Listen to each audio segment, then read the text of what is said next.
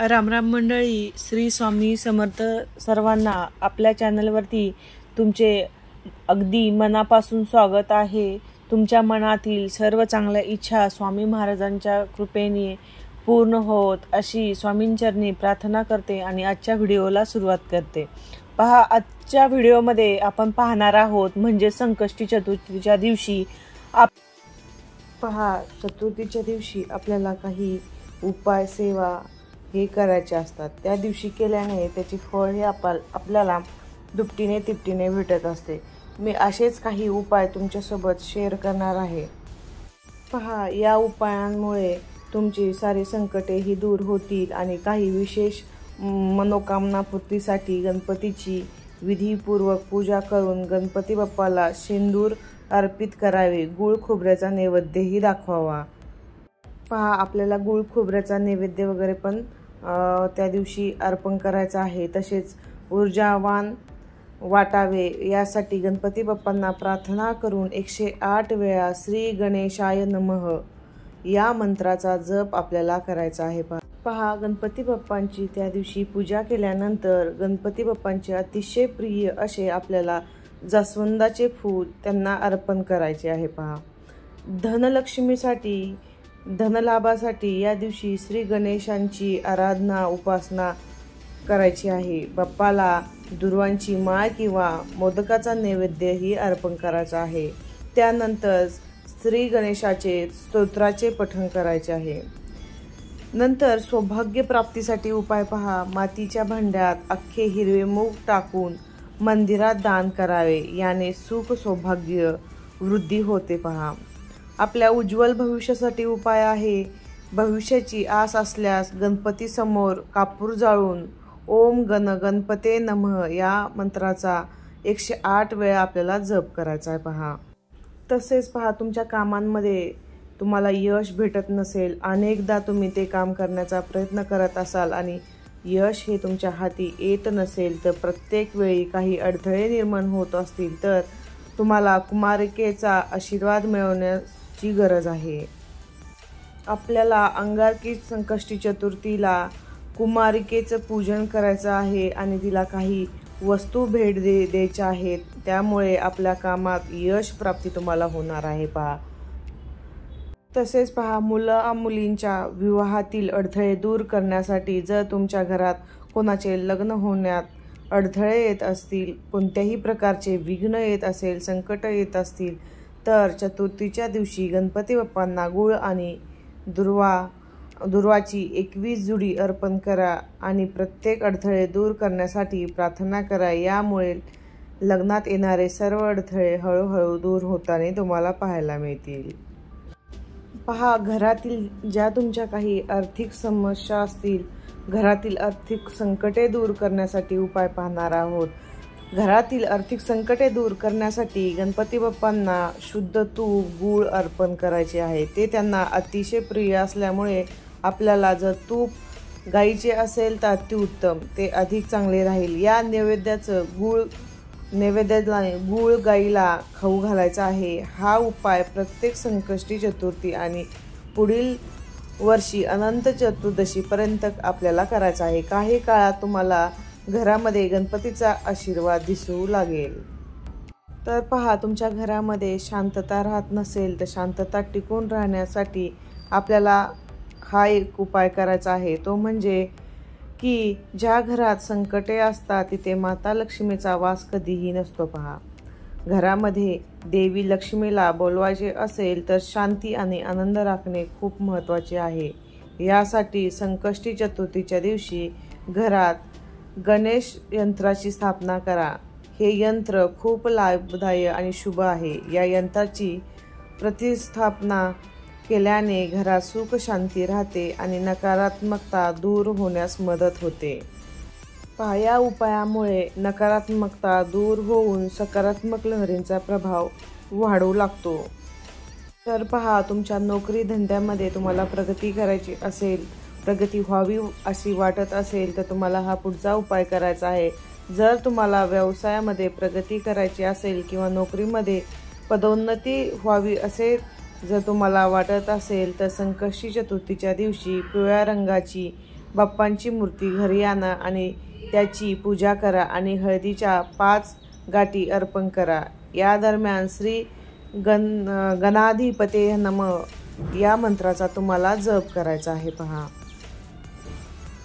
आपल्या कुटुंबाला संकटापासून वाचवण्यासाठी तुम्हाला हा उपाय करायचा आहे. पहा, कुटुंबाला संकटातून वाचवण्यासाठी तुमच्या कुटुंबात काही संकटे आले असतील तर त्यावर मात करण्यासाठी संकष्टी चतुर्थीच्या दिवशी हत्तीला हिरवा चारा खाऊ घालायचा. पहा, गणपती गजमुख आहे.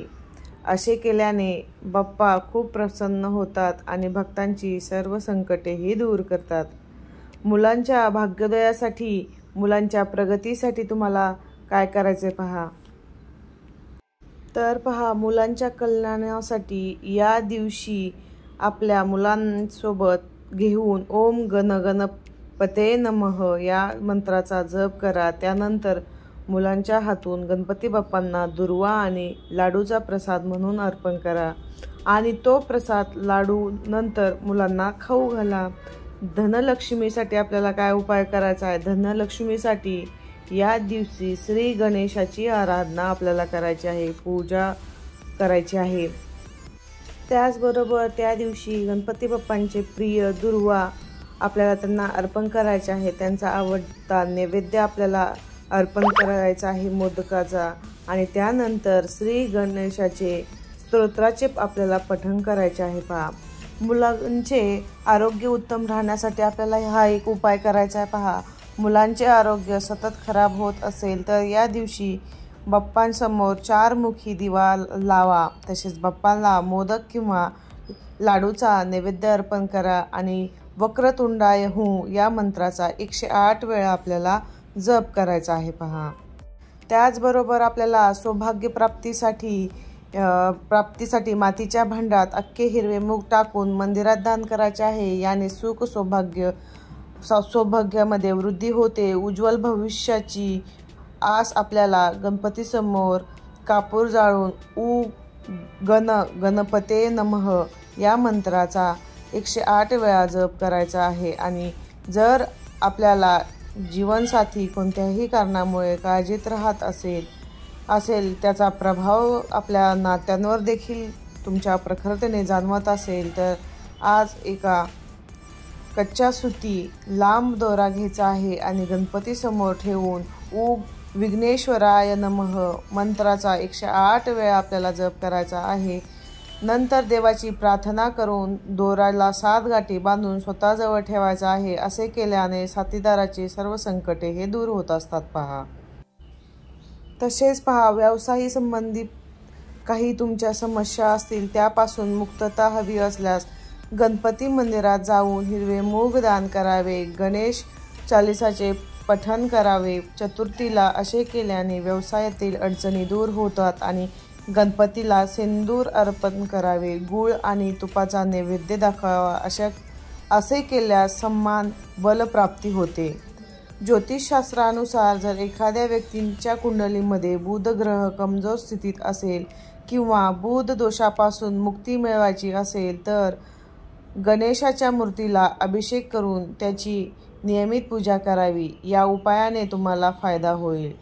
ज्योतिषशास्त्रानुसार बुधग्रहाचा दोष दूर करण्यासाठी किंवा दिवसांपासून अडकलेले महत्त्वाची कामे पूर्ण करण्यासाठी मंदिरामध्ये जाऊन आपल्याला हिरव्या वस्तूंचे दान करायचे आहे. याशिवाय गरजूंना हिरवे कपडे आणि उपयोगी वस्तू दान करणे फायदेशीर मानले गेलेले आहे. पहा, श्री गणेशाचा आशीर्वाद मिळण्यासाठी तांदळात हिरवी मूग डाळ मिसळून गरजूंना दान करायची आहे. पहा, या दिवशी भिजवलेले हिरवे मुगाची डाळ पक्ष्यांना खाऊ घालावे. गणपतीचा आशीर्वाद मिळू शकतो.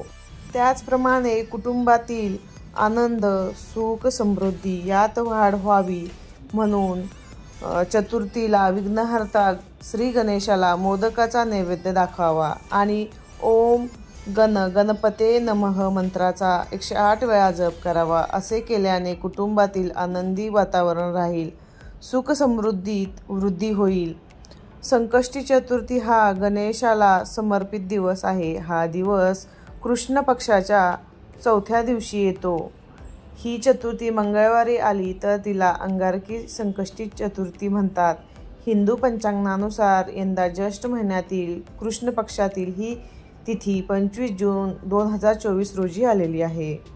त्याचबरोबर या दिवशी गणपती बाप्पांची पूजा करण्याचा शुभ मुहूर्त दुपारी 2:43 पासून सुरू होणार आहे. तो 3:39 पर्यंत आहे पहा. या व्यतिरिक्त 2 अजून शुभ मुहूर्त आहेत. ते म्हणजे पहिला संधी प्रकाश मुहूर्त म्हणजे 25 जून रोजी संध्याकाळी 7:21 ते 7:42 पर्यंत आहे. त्यानंतर रात्री उशिरा 12:04 ते 12:44 पर्यंत निश्चिता मुहूर्त सुरू होत आहे पहा. चतुर्थी दिवशी चंद्रोदयाची वेळ रात्री 10:05 असणार आहे. गणपतीला नैवेद्य दाखवताना हे पदार्थ संकष्टी चतुर्थीच्या दिवशी व्रत ठेवून गणेशांना त्यांच्या प्रिय पदार्थाचा नैवेद्य दाखवावा. या दिवशी गणपतीला मोदकाचा नैवेद्य दाखवावा. त्याने गणपती प्रसन्न होऊन मनोइच्छाचे फळ प्रदान करत असतात पहा आणि सुख सौभाग्याचा आशीर्वाद आपल्याला देत असतात. मोदकाव्यतिरिक्त आपण लाडू, नारळ, चिवडी, खिरापत देखील अर्पण करू शकतो किंवा तुम्हाला ते शक्य नसेल तर तुम्ही खोबरं आणि गुळाचा पण नैवेद्य दाखवू शकता. त्याचबरोबर खडीसाखरेचा दाखवू शकता. तेही शक्य नसेल तर साखरेचा नैवेद्य दाखवला तरी चालणार आहे. पहा, या दिवशी चंद्रोदयानंतर गणपती श्लोक वाचून मगच उपास सोडावा. पहा, अंगारकी चतुर्थीची पूजा विधी करत असताना अंगारकी चतुर्थीला गणपती बाप्पांची पूजा करावी. सोबतच हनुमान चालीसा ही स्मरण करावे. असे केल्याने तुमच्या कुंडलीतील मंगळाचे अशुभ प्रभाव दूर होतात.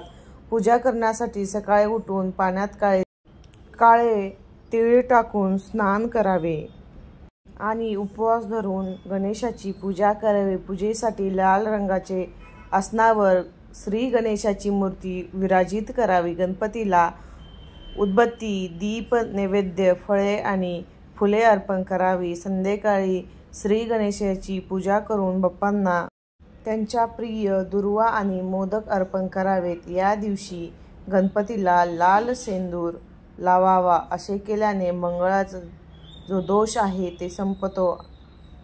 आजच्या व्हिडिओतील माहिती तुम्हाला जर महत्त्वपूर्ण वाटली असेल तर आपल्या चॅनलला लाईक, शेअर आणि कमेंट नक्की करा. पुन्हा भेटूया अशा नवीन व्हिडिओमध्ये. तोपर्यंत श्री स्वामी समर्थ.